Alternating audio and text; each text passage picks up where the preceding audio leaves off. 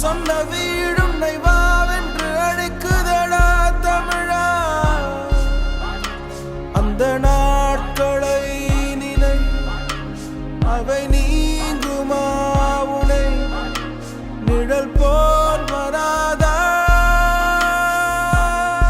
அயல்நாடும் தன் வீடல்ல விடுதியடா தமிழா.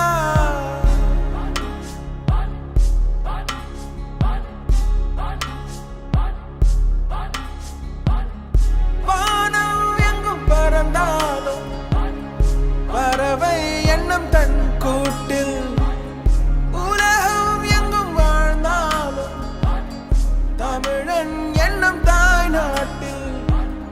சந்தர்ப்பங்கள் வாய்ந்தாலும் அங்கு செல்வ மரம் காய்த்தாலும் உள்மனத்தின் கூவல்